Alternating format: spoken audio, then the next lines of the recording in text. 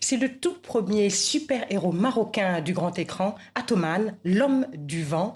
Après la Belgique et le Maroc en avril, il arrive dans les salles du continent à partir du 8 août. Un thriller engagé entre cyberjustice, identité et lutte contre la corruption. Je vous propose de voir la bande-annonce et on en parle juste après avec le réalisateur Anouar Mouatassim. Vas-y, raconte-moi tout. Je crois que je suis suivi par une voiture. Je suis en sécurité. Vas-y, montre-nous ce que tu as dans le ventre.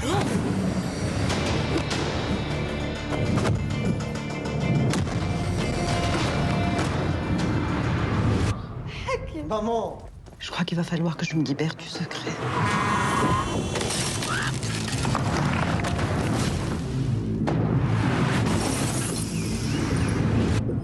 L'énergie et la force viennent de toi.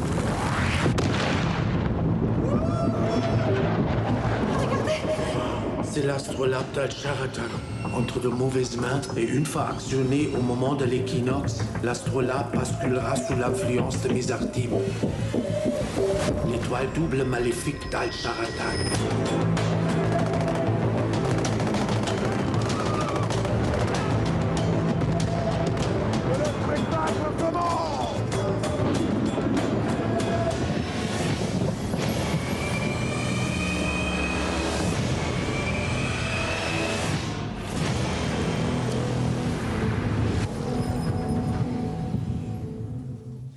Anouar Mouatassim, bonsoir. Bonsoir. Alors tout d'abord, pourquoi avoir choisi de créer un super-héros africain ? Parce qu'il était temps de nous raconter différemment, de reprendre un petit peu et raconter un peu notre identité culturelle et historique, et de nous raconter différemment. Et aujourd'hui, les Africains peuvent sauver le monde. Donc ici, l'urgence de créer des Africains qui sauvent le monde, pour moi, à mes yeux, était hyper importante. Alors ce super-héros, il s'appelle Atoman, cela veut dire l'homme du vent. Ouais. Qu'est-ce qu'il symbolise pour vous ? Alors, Atoman, Ato veut dire le vent en amazigh. Il symbolise au fait toute la culture amazigh. Donc berbère pour voilà, pour vulgairement ceux qui appelé berbère, voilà. pour ceux qui ne savent pas. Absolument. Donc toute la mazirité qui est africaine. Donc c'est pour moi, ça représente un petit peu le retour aux sources. D'accord. Alors vous avez choisi pour incarner, n'est-ce pas, votre personnage principal, l'artiste qui est un rappeur qui est assez connu, Ouais. du reste. Pourquoi ce choix ?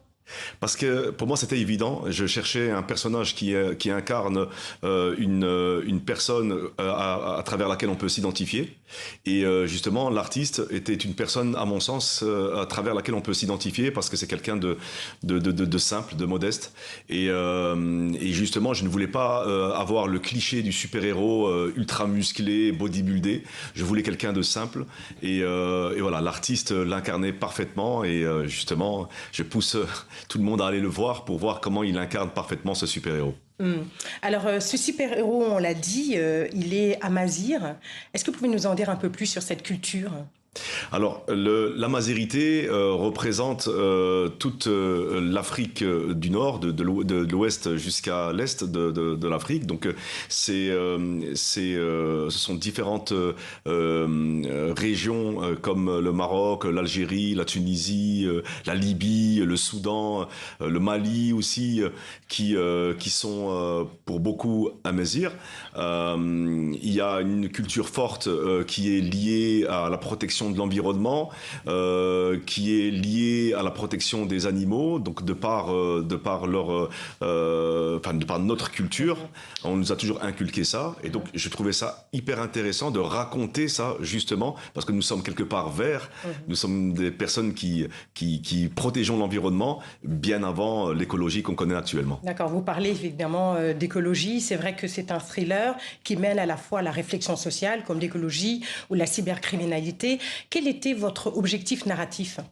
Alors l'objectif narratif, c'était de remettre les choses dans le contexte actuel, qui est la cybercriminalité, que tout le monde connaît, et puis d'avoir une personne qui devient white hack, quelqu'un qui justement se range du bon côté de la justice pour pouvoir essayer de sauver le monde. Faut raconter aussi que Atoman est un hacker et qu'il est repenti en fait. C'est ça, il est repenti parce que c'est un orphelin à la base qui est en quête d'identité, et c'est quelque part son identité qui va lui faire découvrir ses super pouvoirs, et il va aller en apprenant et en comprenant qui il est et d'où il vient, il va comprendre un peu les valeurs de son identité africaine, amazigh, et donc il va sauver le monde et protéger l'environnement. Alors vous parlez de sauver le monde, vous êtes à la fois dans un monde réaliste, hein, vous parlez de cybercriminalité, etc., et d'écologie, mais aussi vous êtes dans la légende. Est-ce qu'il y a d'autres super-héros qui vous ont vraiment inspiré et donné envie à votre tour d'en créer un, africain ?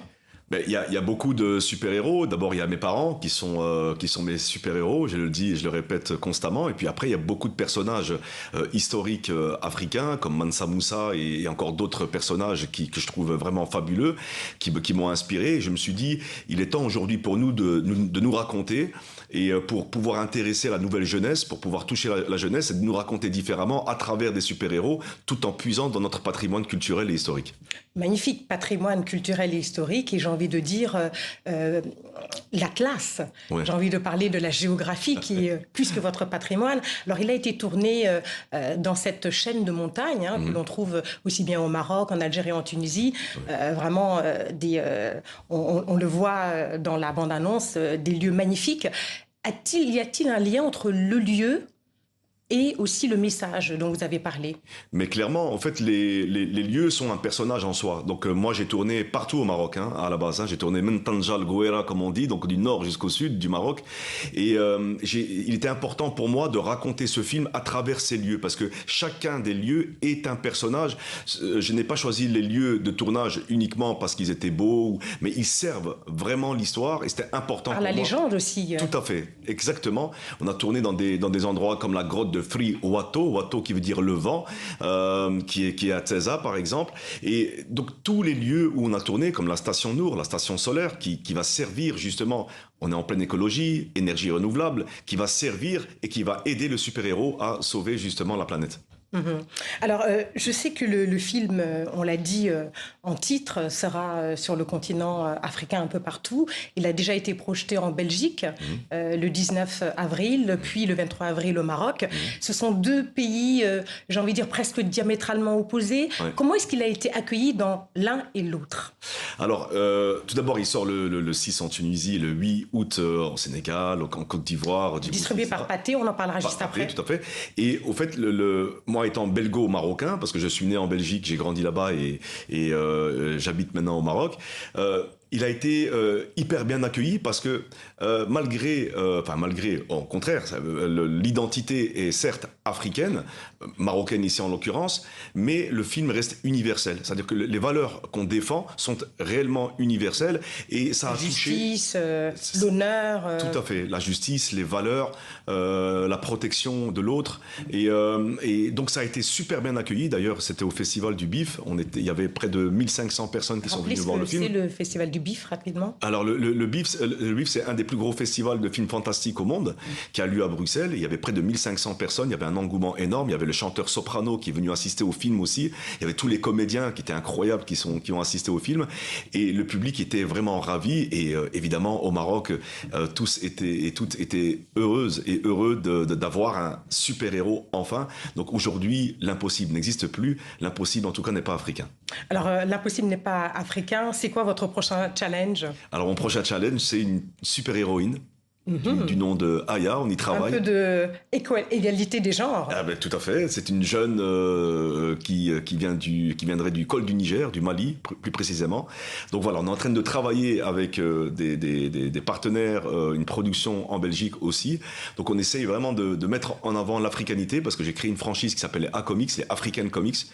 Mon objectif et mon but est de vraiment créer des super-héros à travers toute l'Afrique et de nous raconter différemment. Magnifique. Dernière question. Alors, on l'a dit, à partir du 8 août, Atoman sera un peu partout sur le continent. Oui. Qu'est-ce que vous attendez de cette diffusion panafricaine?